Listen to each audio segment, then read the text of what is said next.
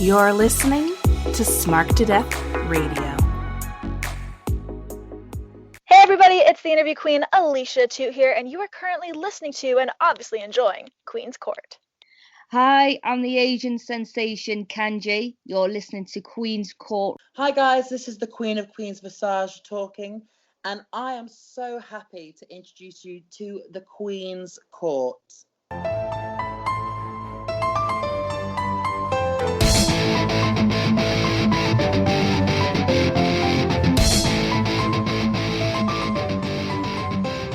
All right, everyone, welcome to this week's episode of Queen's Court with your girl, the Queen of Any, Money in the Bank edition, honey. But I didn't come alone. As I put out on Twitter, I'm super excited to welcome the boys from Armbar Audio. John and Tim, welcome to the castle. Thank you for having us in your castle, Queen. We have been wanting to come on for quite some time. Yeah, I agree. This is going to be a lot of fun today. Money in the Bank went off much better than I anticipated, so I'm excited to talk about it. Yes, I'm so excited you guys are here to talk about this because the first thing I thought about after waking up this morning was like, oh my God, I cannot believe a pay-per-view was over, but before 9:30 p.m. EST. I was very confused. Yeah. You know, like we get that other places, you know, it's only like a 2.5 hour show, whatever, 3 hours. And then you're done. But WWE tends to like draw things out. So I looked at the clock and I said, oh, this is wonderful. I don't know how you guys felt, but I definitely was happy. Yeah, it was great to get off of work and actually watch the show from start to end instead of starting somewhere in the middle. Yeah. So that was cool. And I liked that it was less than 4 hours long because I think they started to learn their lesson, especially with WrestleMania being 2 nights, that they're just running way too long. They're not keeping the interest or the attention span rather of wrestling fans. Yeah, Tim can attest to this. We both got off work around 9 o'clock yesterday, and we came home, and we were trying to find the show to start from the beginning. So we went to the live schedule because, in my mind, a pay-per-view starts at 7 and ends at 11. So I was baffled trying to find this show. It's so different because you're truly right, especially like if you can't watch live, right, and you have to watch later. I always have to do it in pieces. If I don't get a chance to watch it, I'm not staying up till God knows what time to watch it in its entirety. So it's like, oh, I'll watch 2 hours and I'll watch, the rest the next day. But I felt like this gave us such a great taste. And you brought up a good point about the WrestleMania in 2 nights. We were talking just before we started recording about how much we miss New Japan. And Wrestle Kingdom kind of modeled this 2-night experience. And I have to say, I'm not upset about it. I think it actually works very well, and I thought it worked well for WrestleMania. And the fact that this was the second pay-per-view for WWE with no audience, I think shorter works to their advantage. I'm not sure what you guys think about that. Absolutely, the no crowd thing definitely has to play into it, especially because you hear a lot of wrestlers talk about how they have to feed off of the crowd and change during the match. And without the crowd there, they don't have to do that. So they can get to point A to point B to point C as easily and as fast as they want. Yeah, I think it definitely makes a big difference. Yeah, without a crowd, it's become really weird to watch, and I very much enjoy what AEW has been doing with having wrestlers in the crowd, and for WWE to not do that, even though there was something that came out that said that they were possibly thinking about doing so, I think this show would have been a good try with that, but they didn't do that. But yeah, the no crowd playing into the length of the show, I think, is 100% true. Yeah, I feel like they have to take that all into consideration, and it makes it snappy, but not in a way that feels rushed either. And it's something that I've been hoping that they would do for a long time. So super thrilled about that. But when this pay-per-view was announced, obviously with our current climate, things were going to be very different. And they made that clear to us by saying it would take place at the Performance Center in Orlando, of course, but also in Connecticut, where I'm from, hello, and at headquarters. Very exciting stuff. When this was first announced, I have to ask you, because I've listened to your show, but I want to talk about it here. Let's talk about our original thoughts about this on the roof through headquarters experience. Now that we know what happened, are you disappointed with what we got, or were you pleasantly surprised by what we got for the latter matches anyway? Definitely pleasantly surprised. Mm-hmm. My first thought when I saw that it was going to happen at the headquarters and start on the ground floor and go to the roof, I was like, okay. That's interesting, but I don't know if it's good or bad interesting. So right. I was kind of like, is this like Legends of the Hidden Temple WWE edition? What is this? Yeah. When I first heard about it, I thought, well, that's definitely creative, and I'd like to see how they pull it off. And they pulled it off similarly to how I thought. I like how they're going in the direction of cinematic wrestling on their pay-per-views and in specials and such like that. I was a huge Lucha Underground fan. I was a huge Matt Hardy and Jeff Hardy fan in Impact. We don't have to talk about the Woken Matt Hardy, but no, let's not. But I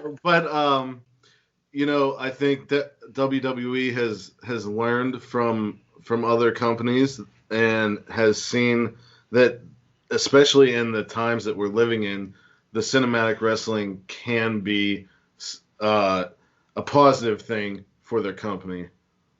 I think they do video packages and video presentations so very well. And I've been pleasantly surprised to see what AEW has been doing in that arena. I think that they're killing it.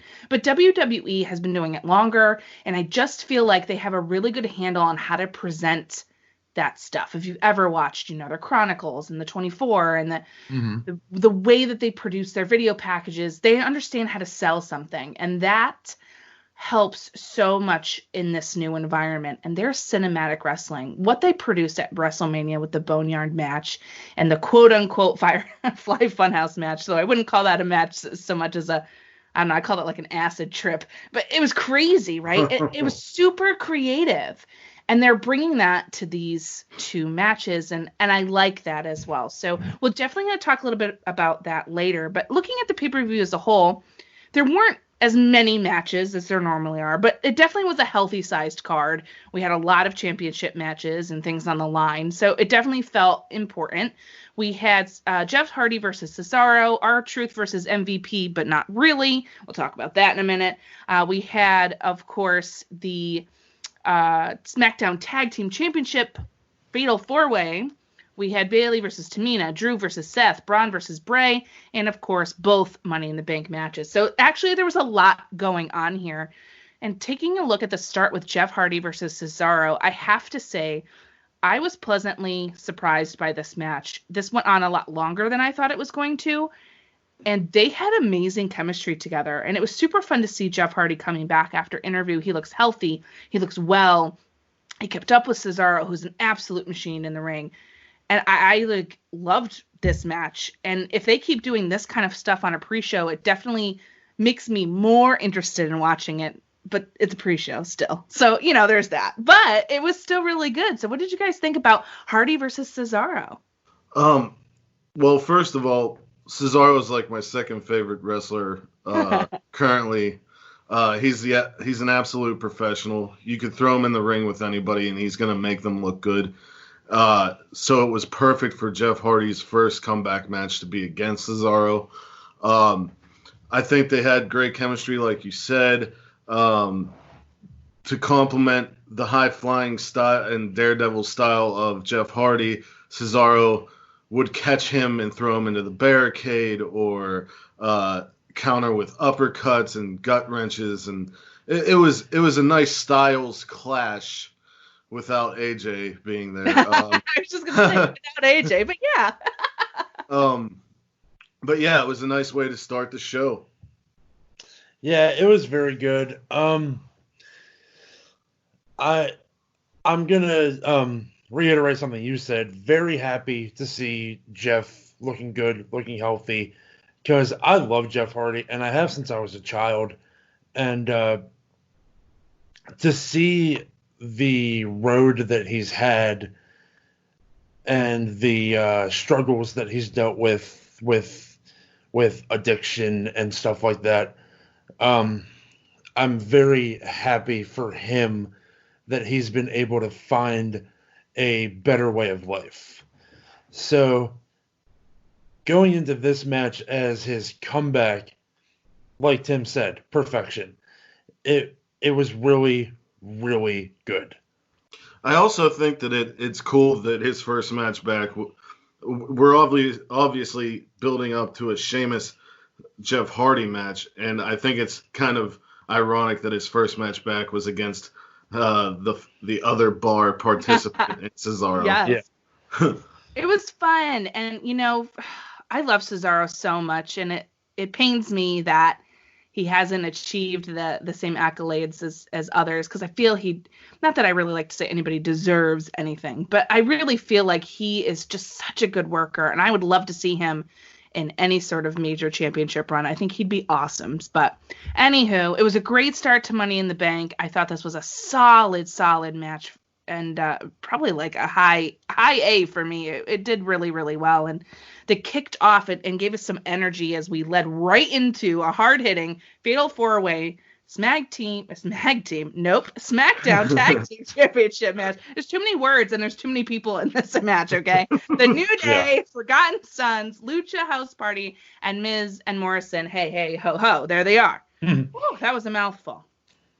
But what a fun opening match for a pay-per-view. I thought they knocked this one out of the park. Grand Metalik looks like a freaking star. He is so talented. Yeah. And this match, as he did in previous pay-per-views, Elimination Chamber, totally showed out. I loved that. That part made me really happy. Morrison, he looks the best that he has since he's been back in WWE, and he did great at Mania, but I think this one was even better for him. There was a lot of great exchanges here. There's a lot that they've kind of laid in this match to kind of work towards the future. Super high energy. There's a lot of tag team matches that can come out of this that I don't feel like would be too stale. And I know, New Day is controversial. Some people really, really like them as champions. Other people are like, okay, I'm sick of them. Like, let's move on. So what do we think? Opening first match, Fatal 4-Way, tag titles. So this match was high octane. You had the flips, you had the big strikes, you had all of that that you come to expect from guys like Lucha House Party with the Lucha style, obviously. Forgotten Sons are two badass brawling dudes. Miz and Morrison are the veterans of the match, obviously. And then you've got the New Day, where Kofi Kingston is also a veteran. Big E, not so much, but acts like a veteran and carries himself like a veteran. Love it. With Grand Metalik, like you said, looks fantastic. Looks like a mega star right now. And they've been looking for the next big Lucha star since Rey Mysterio. And I think if they play the cards right, they've got it with Grand Metalik. I would like to say that my first thoughts after watching the match was Lucha House Party absolutely rolled that match. Yeah. And the pairing of Lucha House Party and John Morrison is fantastic, because John Morrison, the parkour background, he did a lot of work in Mexico while he was gone from WWE. It was just perfect, especially that Spanish fly off the top from Metalik and Morrison to the rest of the wrestlers involved.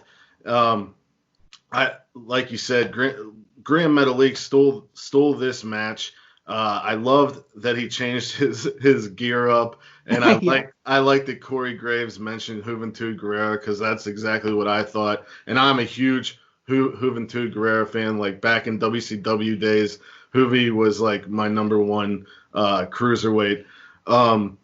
But yeah, this was a really good match. I think that the Forgotten Sons are going to be like Elias, where they weren't exactly over with the Full Sail crowd, but they are going to make an impact on the main roster.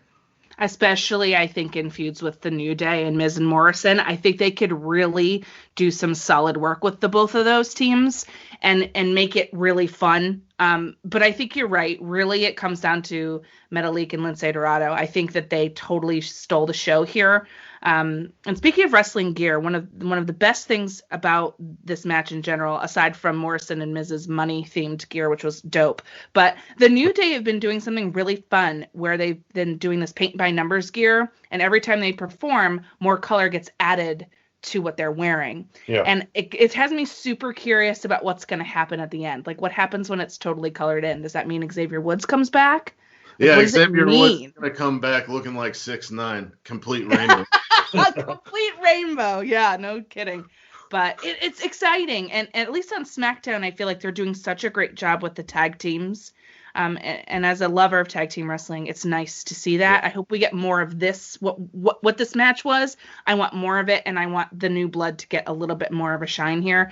And I don't care that the New Day retained. I think that that's a great move, and it can really kind of build both Lucha House Party to not just be the funny guys with a piñata, but actually, like, let's recognize these lucha wrestlers as the goddamn stars that they are, you know?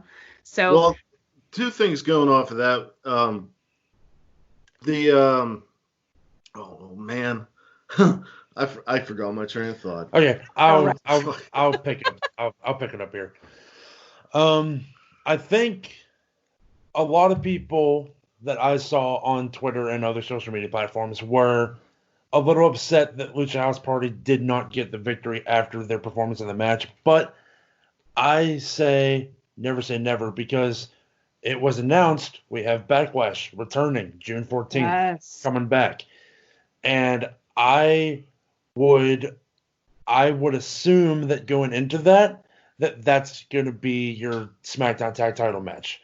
Lucha House Party versus New Day. Yeah, it's money all day long. Mm-hmm. Also, what you were saying about SmackDown and focusing on tag teams, SmackDown seems like they're focusing on everybody and finding creative ways to push and get everyone involved in storylines and make us care. And I think SmackDown's doing a great job at that. Also, with the New Day retaining, I fully think that Vince McMahon wants the New Day to go down in history as the greatest tag team of all time. I mean, I don't hate that. I don't hate it. I think they're great. You know, with the Usos being hurt right now, that's the other real top contender. But like I said, I think it's time for other people to start shining and pulling through. And I'd be stoked to see New Day Lucha House Party at Backlash. I think that would be a dope contest. And I hope that they take it. I really do. It'll be fun to see a nice high-flying Lucha tag team. Yeah, and how do you not push Gran Metalik and Lince Dorado as a tag team when Pentagon Jr. and Rey Fenix are doing huge things right now? You know, you gotta follow the trends, which they always have. So, hey, I'm here for it. I don't mind. But what I'm not here for was this tomfoolery that happened next, which was R-Truth versus MVP, which Bobby Lashley tagged in, which is not a tag match, but he's like, yo, I got this. I'll just, whatever. What? I don't understand what's going on there. But we had Bobby Lashley versus R-Truth, and if you're new to me, and hello, welcome listeners, I don't like Bobby Lashley one iota. So I had a real struggle with this, and I don't understand what's going on. Are we going to get another Lashley push where nothing happens? Or is he joining MVP's new gang? I'm not really sure what to think about it, but I hated this whole thing top to bottom. Yeah, I was just going to say that. They They need to decide right this very second if they're going to push Bobby Lashley or if they're not. Mm-hmm. Because Impact made Bobby Lashley great. And he came back to WWE, and look at where we are now. Yeah, terrible. Yeah, WWE, like Impact treated him like the badass that he is and just let him go out there and be a badass. Sometimes you don't have to have a crazy storyline or a stupid background like your sisters or whatever that was back in whenever he came. Yes. All you have to do is be yourself. And Bobby Lashley is an imposing figure who can whoop ass. So just let him be that. So where you said you hated this, I kind of thought it was a return to form for Bobby Lashley's Impact character, which I liked a lot. I also like the long tights on him much better. It's just more aesthetically pleasing. I agree. But yeah, it wasn't something that I would be like, oh, that's one of my favorite matches of the month. But it wasn't something that I would say, screw it. It was okay. Yeah, it was very, very okay is the way to put it. Sure. Yeah. It was blah. It was there. Yeah. But R-Truth, I think, is just such a natural treasure that, he's funny and he's such a great worker, and I love him, but I can't with this. And MVP drives me nuts. I've never been an MVP girl, so there was only some times that I liked him, but I don't know. It's not hitting for me right now. I'm not an MVP fan, and I don't understand. Like, R-Truth, like you said, is a national treasure and entertaining, but there's no crowd. So what was the whole point of even having this on the show? It was so weird, right? Like, who are you talking to? Each other? Especially, it's very weird. Especially, it was definitely the low point for the show where everything else shined. Yeah. Yeah, it just was like a blah. And like, I know sometimes it's not always going to be the best matches, but this, blah, I just didn't like it. And we've already spent too much time talking about it, so let's move swiftly on. A glorified Raw segment. Yes, pretty much. But now we move into the ladies. Bayley versus Tamina for the SmackDown Women's Championship. And may I just say that, of course, Bayley came out with the boss, Sasha Banks, who looked absolutely incredible in that red bodysuit. And it was a nice compliment to Bayley's new maroon gear, which I dig. Facing, of course, Tamina. Now, there's been some new things with Tamina, right? She's been doing these segments and trying to, like, bolster her character a little bit, which is good because we haven't really seen very much from Tamina, kind of ever. So it's cool to see that, but I feel like this was the easiest one on the card for me to call. I was like, this is going to be a retain. This is not happening. They tried to make you think for, like, a split second that they might pull the trigger, but I didn't think it was going to happen. They didn't further the Sasha Bayley story as much as I thought they were going to, and that I thought was interesting. So I'm wondering whatever happens at Backlash, if that's going to propel them towards SummerSlam. I'm not sure, but that was kind of what I was looking for. The match itself wasn't too bad. It was pretty solid. They had some good spots. Bayley was great as an antagonist, as she's been doing. I don't really care for her in this particular iteration, but it's okay. It's not bad. And, it was a decently good women's match. I think Bayley was one of the best women that they have in the ring. So she did a great job. And, Tamina's Tamina. So what did you guys think about this? Tamina has been plagued in her career by injury. And because of this, I feel, unfortunately, that the division, not that the division has passed her by, but that she herself has missed the boat. And especially with all the stuff that came out about her father, especially with that episode of Dark Side of the Ring that came out, this is so unfortunate for her because it pretty much guarantees that she's never going to get the push. Yeah. But by no fault of her own. I personally enjoyed where the beginning of the match where Bailey was slapping Tamina and getting in her face, and then Tamina took control, put her up on top of the turnbuckle, slapped her, and said, "You're disrespectful." And Sasha and Bailey started apologizing. It was kind of like the teacher putting you in the corner with the dunce cap on. Yeah, it was. I thought it was hysterical. Bailey is quite funny, especially her interaction with the announcers every time I see her. Tamina, you knew it wasn't going to happen. You know what I mean? And like you said, they didn't further anything with the Sasha Bailey thing. So is it just a fantasy of ours now? Like, is it going to happen ever? Are they ever going to pull the trigger on this built-in storyline? I don't know, man. I don't know. It's weird. They've been teasing it for a really long time, but I feel like we're at the pinnacle now where we either need to pull the trigger or they're going to be best friends forever and leave it alone. Like, make your choice, because they can't be together much longer without something happening. Either Sasha needs to go away and do her own thing and be away from Bailey, or they need to fight. Like, they have to pull the trigger, because if you look at the 4 horsewomen, the one that needs more time to shine and such is Sasha. Bailey's had great runs. She's won all the titles. Charlotte is Charlotte. Becky has had the longest reigning Raw championship and beat Ronda, but now ever since Sasha's been back, she's just been there. Right. And we need to see more of her, because she's honestly one of the best Western civilization, Western female wrestlers of all time. And that's how I feel, at least. She has a lot to give, and they're just misusing her unless they actually pull the trigger.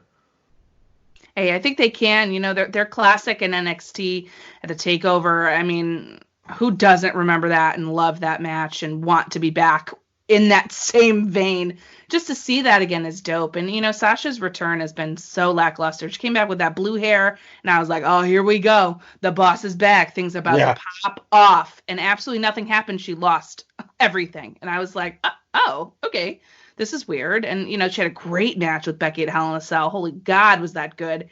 And then, you know, nothing. So I don't know what they're doing. I'm hoping that they do it. I'm hoping that they finally pull the trigger and we get this match. But, boys, I don't know. It's not looking promising. But we can hope, I guess. Here's to hoping. I want the women to do better. That's all I want. Right. It makes no sense to me. No sense whatsoever. Like, Sasha Banks is so good, and in NXT she was so good, and even when they first brought up the 4 horsewomen, it was magic. And people can say whatever they want about Sasha, about all the stuff that came out about her throwing temper tantrums in the back and all that tomfoolery, but if that did happen, at this point, can anyone honestly say that they blame her? Nah. No. I mean, can you? I can't. I wouldn't. Right. I don't know, boys. It's a conundrum. It's a mystery, and hopefully we'll see what happens in the coming weeks. But I hope it's something good. I really do, and I think it could be a lot of fun. Speaking of things that are, well, I don't know, fun, depending on your perspective, but we'll keep it on SmackDown as we look at Braun versus Bray. Now, of course, Bray not the Fiend in this match, just Bray Wyatt, our little Firefly Funhouse iteration of him, versus the new champion from, of course, WrestleMania when he beat Goldberg. So, by the way, Bayley retaining I think was a smart choice. I know that. Yeah. I'm not surprised, but I just want to say that. And I felt the same way about Bayley's match as I did about this one. I didn't think that they were going to flip-flop the title here either for Strowman. So kind of the SmackDown titles were super easy to predict. But what I was surprised about is this was better than I thought it was going to be. I was nervous that this was going to be a squash match, 3-minute nonsense. And I'm like, oh God, please, let's not do the whole Barry Bray thing again. I'm over it. Like, let's move on. And I'm glad that they had a physical match. It's not my favorite match on the card by any stretch of the imagination, but I thought they did a lot of really great character work here, and that's what I would like to speak to. I think that, when Braun started really attacking Bray and Bray was in the corner, like, down, and he's like laughing. He's like, oh my goodness, Braun. And he's like doing his little, thing where he's laughing and smiling. I just think that his character work has been some of the best that WWE has seen in a very, very long time. And that's evidenced, of course, by The Fiend from its inception, starting with the Firefly Funhouse stuff all the way until now, and the brilliant stuff at Mania that we talked about earlier. And I feel like he brings such a different vibe now. He's still very hard-hitting and Bray-like, but it's different. It's a different edge and a different tenor to him now. And then you look at Braun, and I don't particularly like Braun Strowman in any way, personally or in the ring, but it was nice to see him being portrayed as the kind of monster that they want us to see. So that was really good. I thought he looked really strong in this match. And I thought he did great with the whole sheep mask thing. I think that I was surprised that he could act a little bit. I'm like, oh, okay, interesting. And they had this feud ready-made, right? It's a little lazy, right? We're resting on what we had previously, but it does further along the story that we could get at Backlash or even SummerSlam. So I think The Fiend is coming down the line, and they got me more invested than I had anticipated I would be. Absolutely. The Braun acting thing was a surprise because, they're doing with Braun now what they should have did 3 years ago whenever he was hot, and then they screwed him in Saudi Arabia. But, this was a good match because Braun got pushed up another level. Bray has still kept his momentum. I've seen a lot of people on social media saying Bray is buried and they totally screwed the character. Do you not understand that The Fiend and Bray Wyatt are two different things? Right. And the first moment that Braun shoulder tackled Bray and he went down and Bray was like, "Whoa, you're strong!" I lost it. I laughed so hard, and I thought they had really good chemistry. I think it benefits someone like Braun being in there with someone like Bray. And obviously, this is not over. We saw at the end, Bray was very angry, and we got flashes of The Fiend. I thought it was odd that the puppets came out. Yeah, that was weird. I loved it. I loved it, but it was weird. Yeah, exactly. But yeah, this story isn't over, and I'm okay with it. Yeah, I'm gonna say it here because Tim made fun of me when we were watching last night. When Bray made his entrance, I legitimately forgot that Braun Strowman was the Universal Champion. I love it. Because I was like, this is for the title? Where's the title? Well, I was so confused. He totally forgot Goldberg happened. I forgot Goldberg happened. I totally forgot. That's better. That's a better thing for your life. I've been I'll admit it. I've been not keeping up with WWE as much as I have been with AEW and NXT. Right. But I'll tell you what, the match was a pleasant surprise, and I loved the bit with the sheep mask. I love callbacks like that, especially when they make sense. And how about that tornado DDT off the top rope by Bray? That was dope. Huh? Yo, Bray's pulling out moves we didn't know he could do. Right. I know. Hey, I'm here for that. I'm here for Bray just continuing to be awesome.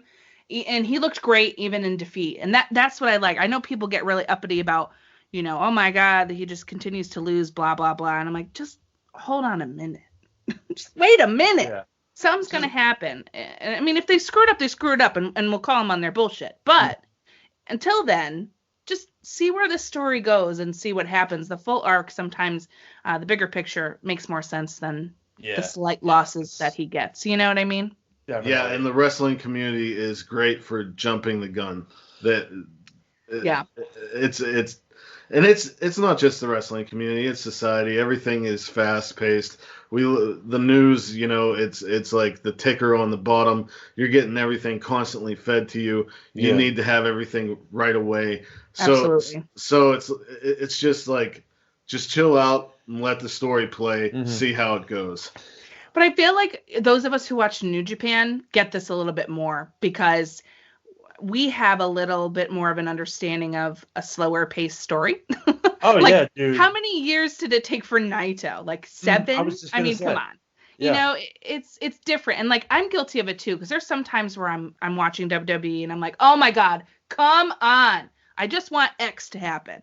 And I gotta like temper myself and chill myself out and put myself in my New Japan head and be like, remember this? Oh yes. Remember how long the Kenny Okada series was? Yes, I do. Okay. And then you feel a little bit better. So my advice is, just watch New Japan and it'll be fine. I'll say that. There's definitely times where I'm like, okay, they're doing a long burn here. I like this. But then there's other times where it's like, okay, we get it. Move along. I know, right? We know. Yeah, like I just saw on Twitter, like, who's going to be the hunter and the hunted, and it was a picture of Edge and Orton, and I'm like, I thought this was over. This is over. Can we please move on to AJ, please? Please? Isn't that happening tonight? Edge and Orton? And I was like, wait a damn minute. We had a last man standing match. We speared somebody on top of a semi. What's happening? We saw Edge cry. Come on. If you shed tears, that's over. Yes. It's over. And it was great that way. Let it go. I was promised Edge versus AJ by the Royal Rumble, and I want it, damn it. We want it. And we want it now, especially because, well, let me pause. Let me put a pin in that. We'll get back to that when we get to the matches. But let's briefly talk about Drew versus Seth Rollins because, again, another easy match to call, I think. Drew retaining. I didn't think Rollins was going to get it. I know they want us to believe that he's going to get it, but it's not going to happen. So, they've really built Drew and invested in Drew. So I feel like this was a no-brainer. And I really like Drew as champion. It is a little bit weird to see him as a face, but he's growing on me as a face guy because he's still a snarky face guy. It works. But I do like him as the Scottish psychopath a lot better. But I digress. Right. I think that he's wonderful in the ring. However, this match didn't really hit for me, and I think it was a couple of different reasons. I feel like Seth believes that there are people in the crowd. I think he truly believes that there's somebody there watching him because he talks so much. Yeah. I'm like, bro, who are you talking to? And you say the same things over and over and over. I found that really distracting.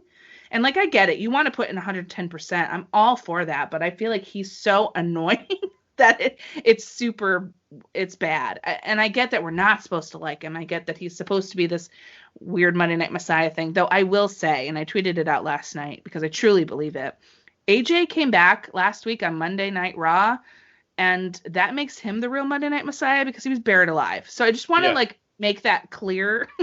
Okay, Seth Rollins, it's not you. But I don't know. It didn't really hit. I thought this would be better than it was. And I can't really figure out why, other than Seth talks too much and that their chemistry was just kind of weird for me. I mean, it wasn't bad. It just wasn't good. That's really interesting because me and Tim are both in agreement that this was match of the night. Wow. Oh, okay. Yeah. Well, convince me otherwise. Tell me. I think they had amazing chemistry. They brought out the best of each other. I loved how Seth hit his moves, and then he went for that other suicide dive, and Drew just belly to back suplexed him onto the announce table, and then that amazing German from the Tree of Woe position, and especially that last sequence where they traded he missed the curb stomp, and then the Glasgow kiss, then the super kick, then the Claymore. It was beautiful. This match was I feel like you would feel different if there was a crowd. Because then you wouldn't have to hear Seth Rollins' annoying voice. It was definitely a match that was wrestled as if there were a crowd of 70,000 people. Yes, for sure. I just thought that it was right, and it felt like the first real good this is what Drew McIntyre is supposed to be. He's supposed to be the noble man. Yeah. He's supposed to be the noble champion, especially with that handshake at the end and telling, what a great move. That. I really telling liked it. Seth to be the leader he's supposed to be, and then Seth looking like kind of questioning everything that he's been doing, which is very interesting. I'd like to see where that goes. But John, go ahead. Yeah, I feel like we got Daddy Drew back from NXT. We got him back. I love it. From NXT, from Impact, from from Evolve. Impact, Evolve, ICW. It's nice to see, isn't it? Yeah, very nice. Especially after the cluster that was the F5 Claymore show at WrestleMania. Oh God, disaster. I was like, okay, this is where we give Drew the belt, and then this is where he proves that he needs it, or he proves that he can carry it. Yeah. And he sure did, because that handshake to me was everything. That's some boss shit. When you're like, yeah, you're going to shake my hand right now because we did that, and now I'm going to leave because I'm the champion and you're not. So see you later. Yep. I got to go. And I was like, oh, yes, Drew. Give it to us. That's what we need, and that's what we've been missing, I feel like, from the men's championship reigns. Yeah. Like Brock Lesnar's Brock Lesnar. He carries the championship in a completely different way. This is the kind of stuff that I like. That's like what I love about Okada. When Okada is champion or Tana is champion, they're like that. It's, we're going to fight this match, and I'll tell you that you did a good job, but in the end, I'm the ace. I'm number one, right? Oh, it's so good. And that's what I want in a champion. And I'm really glad that we're seeing that from Drew. Yeah, and it's especially when you got a guy that already looks like $1 million. The addition of the title belt makes him look like $1 billion. And it's like, man, he is so much a champion. Yeah. And we finally, so many years later, have the payoff of the chosen one angle. Finally. Yeah. As The Rock would say, finally. Mm-hmm. It's very exciting. I mean, I respect your opinion. I just don't feel like it was match of the night for me personally. Right. I really loved that tag match. I really thought they killed it. That was the best one for me personally. But like I said, it wasn't bad, and I'm glad Drew is still, and I want AJ, and I want it to happen now with Seth. So I'm cool with whatever's going to happen now. and you know what's great, Queen? We both can disagree and not have to kill each other over it. You know, because we're mature adults. We are. You're in a castle of royalty. I could have you beheaded, but I'm not going to do that. Just kidding. No, I love that. And that's what, I really like about you guys and, all your interactions on Twitter and stuff. And it's a community, right? We don't have to, go after one another just because we don't like the same things. And it's cool to disagree because, not everyone's going to like the same stuff as in life, Yeah. Exactly. And especially even just with me and Tim, if you've listened to the show or people that have listened are very, very differing opinions on the Firefly Funhouse thing. From WrestleMania. Yeah. Yeah. So, anywho, let's talk about the final two matches because they were one. It was a joint effort for the men and women's Money in the Bank matches. It's hard to talk about this because there's a lot of chaos in here. So, I'm just going to kind of give a broad overview of what I thought. So, the way they described it made it sound like they were about to go through levels of a video game and beat the final boss, which was the ladder on the roof. It's definitely not as much as they said it was going to be, I guess. It was exciting and fun and chaotic. They threw a lot in there. I didn't really care for the food fight. I could have done without it, but it did give us a point for Shayna Baszler to put Rey Mysterio and that careful clutch honey, and I was all for that. It was cool. They had really great ideas with this, and though it did feel a little bit like Edge and Randy running around the Performance Center by going in all these different rooms and stuff, I think they were really smart in the way that they made this feel very, very different. Like just having Asuka start already on level 2 and jump down on everybody else and take the elevator, I think was really cool and different. Yeah. Yeah, because of course it was going to be Asuka, right? Yeah, of course. Because who else would it be? Because she's hitting on all cylinders right now. Right. But, I will say that when she did that and took the elevator, I was like, oh, well, she's not winning. Jeez. There we go. Spoiler it off the top, which, as we know, now it happened. And I just thought that there were so many things in here. Everybody got really a cool spot. I could have done without the entrances. I thought they were really awkward for the ladies. I thought the men did really well. I thought they were hilarious in that gym that they were in. Yeah. Hearing Otis, just going, oh yeah, and whatever, everybody, while they enter and just talking his own Otis shit is the best. And he goes to Ray oh my God, Ray, that's such a pretty color. I'm dying. I'm like, this man is unbelievable, super entertaining. And there were so many good spots in it. The one thing I will say is I'm super surprised about a couple of things. I'm super surprised that not as many people made it to the actual roof. Yeah. That was weird. And I was a little upset that I was Shayna upset didn't. too. I was upset Shayna wasn't there either. I'm like, wait a minute. But, there was some stuff. And we went through people off the roof, and there was so much going on. But there were some really great parts in this match that I really loved. And they really played up the whole AJ Styles Undertaker thing. And it was super good, and it was fun. And that was most important. So give me your thoughts. Both Money in the Bank matches, they did happen together. What did you think? I'm going to start by pleading with Shayna Baszler to please go back to NXT. Yeah, I miss her there too. Please go back to NXT. WrestleMania was an atrocity for her, with them not even letting her attempt to kick out of Becky Lynch's weird-ass pin. Mm-hmm. And now she didn't even make it to the roof for this Money in the Bank match. She didn't even get to touch a ladder. As for the match itself, I was thrown off by the fact that they didn't do all the women's entrances and then all the men's entrances. I thought it was kind of weird that they were all mixed up. The food fight segment was odd, but I love that it led to that thing with Otis in the dessert room. Yes. And also whenever he got the sandwich, he just shook it crazy. The man is a lunatic in the best possible way. This match had the potential to be completely idiotic. And the fact that it wasn't is a big, big up for me.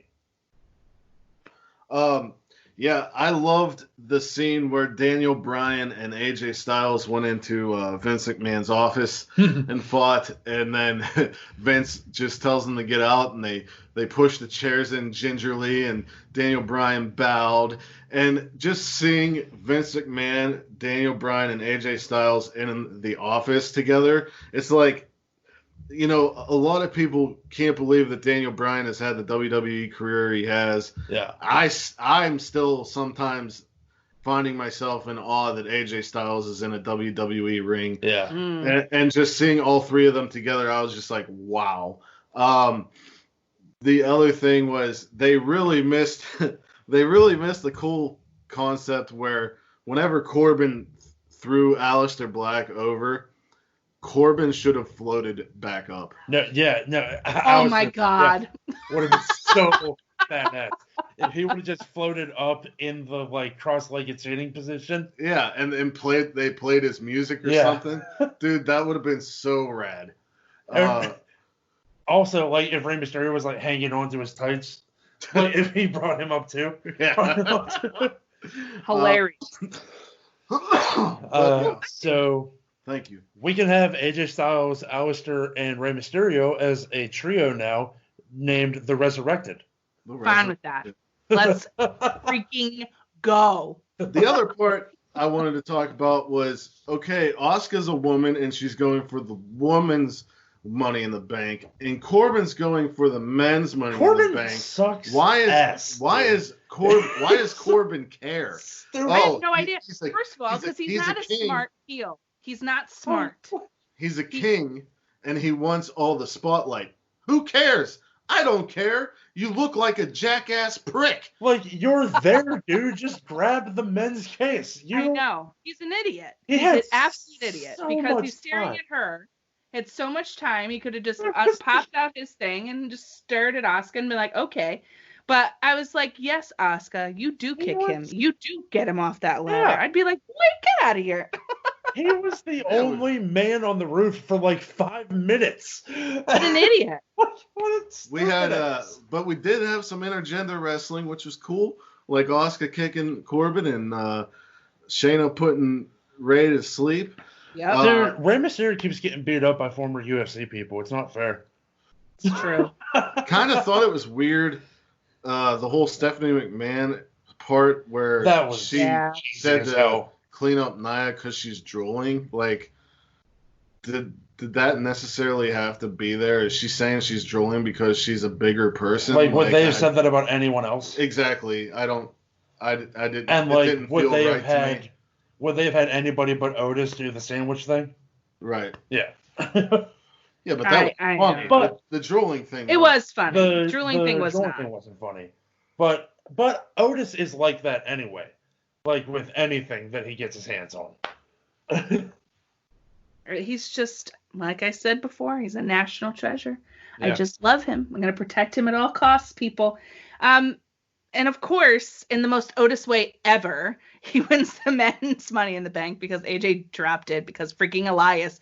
Oh, God, Elias. I mean, I love that you hit Corbin, but knock it off. But hey, I mean, I don't hate AJ not having the case. I love that Otis has it. It's different. It's exciting. It's new. Yeah.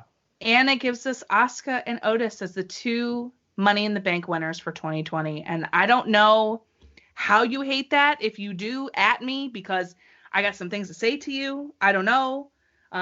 This was feel good at the end. It was a feel good moment to have both of those individuals have these cases. But like, right. Boys, as we're ending here, where do we go? Who do they cash in on? What are we doing? I think that Asuka holds on to it for a little bit and waits till someone comes and beats Becky. I don't think she goes for Bayley. Like I said, I'm still waiting for Sasha and Bayley to happen. But Asuka has lost twice to Becky, so I think she keeps it for a while. Otis has come out and said that he's going to use it for tag team titles. I could see Mandy Rose getting in between Tucker and Otis and splitting them up and trying to get Otis to get a singles run. That's where I see that going. John? Yeah. As for Otis, I think using it for the tag titles would be cool, but I would wait until possibly maybe even the Forgotten Sons get their hands on him, because that was a good match in NXT when it happened. I am doing a quick Google search because I want to see if something has happened or not. So give me just a second. No worries. Okay, no, it hasn't. Okay, so here's what needs to happen with Asuka, right? Becky needs to lose the title specifically to Shayna Baszler. Okay. And then Asuka needs to cash in on Shayna Baszler because that is the match that we never got on NXT. And it's the match we need. Shayna Baszler and Asuka have very similar styles, and they could go 30 minutes. They could go an hour. They could go an hour. I can do Iron Woman. Yeah. Be great. Fantastic. The Kirifuda clutch versus the Asuka lock. And Shayna has spent a long time in Japan. They know the Joshi way. So, I mean, if WWE let them, it could be amazing. But, you know, who knows with WWE? I don't know. We'll see. Who knows? Nobody ever knows. Until we do. Well, I have to tell you, it's been an absolute pleasure speaking with you both today. Thank you so much for coming on the show and talking all things Money in the Bank. And if you would be so kind, tell the people where they can find you and your awesome show. All right, man. Well, we got ourselves a link tree. You can find that at linktr.ee/Armbar Audio. There you can find our Twitter, Facebook, and Instagram. We are on YouTube. We have a secondary channel called Armbar Nerds where we upload stuff that doesn't have to do with wrestling, just general nerd culture items. As for audio versions of our show, we have an Anchor account, and with Anchor, we are able to be on Google Podcasts, Spotify, Apple Podcasts. There's a few other lesser-known ones, but they're all on the link tree. So mostly, if you want to interact with us, that's all done on Twitter. Yeah, just Armbar Audio everywhere. That's where we are. Yeah. They make it nice and easy for y'all. we were lucky enough to get a name that no one else has used. Hey, whatever works. And of course, I will link everything for the both of you in the show description. And obviously, when I tweet this out, when the episode drops on this lovely Wednesday, because of course, Wednesdays are your hashtag Queen of Pup Connection days on Smart to Death Radio. And, I dropped a stellar chat with the heavy cruiserweight Crash Jackson, a special drop on a Monday, which I never do. So that was really, really fun. And I hope you go check that out on Smart to Death Radio. And boys, super fun. Thank you so much again for coming on the show. Thank you for having us, and I can't wait till we speak again. Me too. Looking forward to it. And everyone listening, please enjoy the rest of your day. And as always, be kind to one another.